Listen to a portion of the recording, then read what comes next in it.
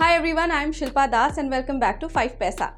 अगर मैं आपसे कोई ऐसा इन्वेस्टमेंट ऑप्शन इमेजिन करने के लिए कहूं जो कि इन्फ्लेशन रेट को बीट करने वाले रिटर्न्स जनरेट करता है, साथ ही साथ वो आपको लॉन्ग टर्म में टैक्स बेनिफिट्स भी प्रोवाइड करता है और सबसे बड़ी बात कि वो ही गवर्नमेंट सिक्योर्ड और फिक्स्ड इनकम प्रोडक्ट है, तो क्या आप इतने सारे फीचर्स वाले किसी इन्वेस्टमेंट ऑप्शन को इमेजिन कर पाएंगे? वेल, इमेजिनेशन को छोड़िए, एक्चुअल में ऐसा एक इन्वेस्टमेंट प्रोडक्ट मार्केट में अवेलेबल है जिसे भारत बॉन्ड ETF कहा जाता है। 4 दिसंबर 2019 को गवर्नमेंट ऑफ इंडिया द्वारा लॉन्च किया गया ये इनिशिएटिव आपके लिए काफी बेनिफिशियल हो सकता है, लेकिन आखिर ये इनिशिएटिव है क्या और इसके थ्रू आपका कैपिटल कहाँ इन्वेस्ट किया जाता है, इसका ऑब्जेक्टिव क्या है, ये किस तरह दूसरे फिक्स्ड इनकम सिक्योरिटीज से अलग है, और ऐसे ही ढेर सारे क्वेश्चंस को आंसर किया है हमने आज के इस वीडियो में, जो कि कंप्लीटली भारत बॉन्ड ETF पर बेस्ड है। एंड आई प्रॉमिस कि इस वीडियो को देखने के बाद आपको इस टॉपिक से रिलेटेड और कोई भी वीडियो देखने की जरूरत बिल्कुल नहीं पड़ेगी। तो चलिए विदाउट वेस्टिंग एनी टाइम इस इन डिटेल वीडियो को स्टार्ट करते हैं सबसे इंपॉर्टेंट क्वेश्चन के साथ, और वो क्वेश्चन है what is Bharat bond ETF।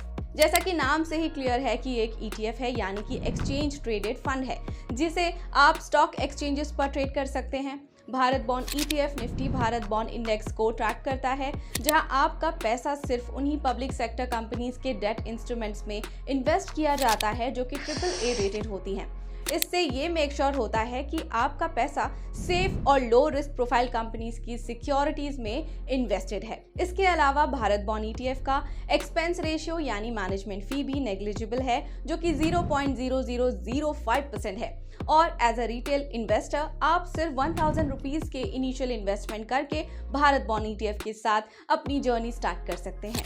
लेकिन वो कौन से फैक्टर्स हैं जो भारत बॉन्ड ETF को अदर बॉन्ड्स और डेट म्यूचुअल फंड से अलग करते हैं? Number 1, better liquidity. As an ETF Bharat bond ETF को आप किसी भी टाइम शेयर्स की तरह स्टॉक मार्केट पर ट्रेड कर सकते हैं, जिससे कि आपको लिक्विडिटी का कोई इशू नहीं होता है। Number 2, better transparency. ETF holdings daily basis पर अवेलेबल होते हैं, वहीं अदर डेट इंस्ट्रूमेंट्स की होल्डिंग्स नॉर्मली मंथली और क्वार्टरली डिस्क्लोज की जाती है।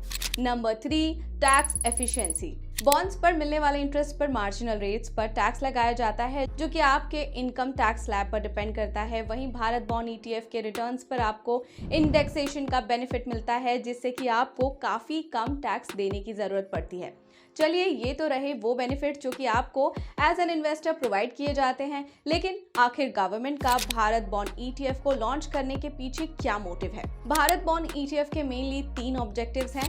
First, to increase retail participation. Usually small और रिटेल इन्वेस्टर्स बॉन्ड मार्केट से दूर ही रहना पसंद करते हैं, क्योंकि यहाँ ज्यादा लिक्विडिटी अवेलेबल नहीं होती है। उन्हीं इन्वेस्टर्स को एक सेट मैच्योरिटी डेट के साथ एक सेफर ऑप्शन प्रोवाइड करने के लिए गवर्नमेंट ने भारत बॉन्ड ETF को इंट्रोड्यूस किया है। सेकेंड ऑब्जेक्टिव है PSUs के लिए कैपिटल एक्सेस को ईजी बनाना, जिससे कि डोमेस्टिक कैपिटल मार्केट्स की ग्रोथ भी हो और पब्लिक सेक्टर कंपनीज के लिए बिजनेस फंडिंग का एक ऑल्टरनेटिव सोर्स भी क्रिएट किया जा सकता है, जहां वो आसानी से अपने डेट इंस्ट्रूमेंट्स को इशू करके कैपिटल रेज कर पाएं। भारत बॉन्ड ETF का last but not the least objective है इन्वेस्टर बेस्ड डाइवर्सिफिकेशन, जहां पर इन्वेस्टर्स को ETF के थ्रू सेफ्टी, लिक्विडिटी और प्रेडिक्टेबल टैक्स एफिशिएंट रिटर्न्स जैसे कई बेनिफिट्स प्रोवाइड किए जाते हैं। लेकिन क्या आप इन बेनिफिट्स को अवेल करने के लिए एलिजिबल हैं? Definitely yes. अगर आप एक इंडियन रेसिडेंट हैं या एक NRI हैं, आप भारत बॉन्ड ETF में इन्वेस्ट कर सकते हैं, और इसके लिए आपको सिर्फ एक डीमैट अकाउंट की जरूरत पड़ेगी, जो कि आप डिस्क्रिप्शन में दिए गए लिंक को क्लिक करके 5 पैसा के साथ फ्री ऑफ कॉस्ट ओपन कर सकते हैं। लेकिन आप जो इन्वेस्टमेंट करेंगे उस पर कितना टैक्स एप्लीकेबल होगा? भारत बॉन्ड ETF के थ्रू आप फिक्स्ड इनकम सिक्योरिटीज में इन्वेस्ट करते हैं, जो कि डेट इंस्ट्रूमेंट्स हैं, और इसलिए उनके रिटर्न्स पर डेट टैक्स लगाया जाता है। यानी कि अगर आप 3 साल से पहले आपकी होल्डिंग्स को सेल करते हैं तो आपके रिटर्न्स पर short term capital gain tax apply किया जाता है, जो कि मार्जिनल रेट टैक्स होता है। लेकिन अगर आप ETF को 3 सालों तक होल्ड करने के बाद बेचते हैं तो आपके रिटर्न पर long term capital gain tax लगाया जाता है, जो कि पोस्ट इंडेक्सेशन बेनिफिट रिसीव होने के बाद 20% लगता है। आई होप कि इस वीडियो के थ्रू भारत बॉन्ड ETF से रिलेटेड आपकी सारी क्वेरीज का आंसर आपको मिल गया होगा। यहाँ हमने क्या क्या डिस्कस किया, आइए देखते हैं। सबसे पहले हमने डिस्कस किया Bharat bond ETF government of India द्वारा 2019 में लॉन्च किया गया एक इनिशिएटिव है जो कि आपको बॉन्ड्स और म्यूचुअल फंड्स के कंपैरिजन में बेटर लिक्विडिटी, ट्रांसपेरेंसी और टैक्स एफिशिएंसी प्रोवाइड करता है। फिर हमने बात की भारत बॉन्ड ETF के 3 मेन ऑब्जेक्टिव्स के बारे में।